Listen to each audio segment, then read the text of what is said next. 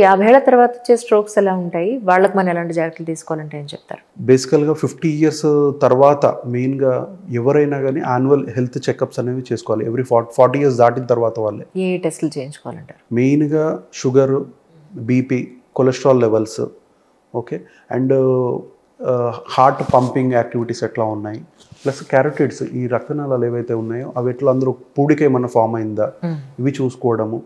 Next homocysteine ఈ levels అనేది check చేసుకోవడము, ఇవి చాలా ఇంపార్టెంట్.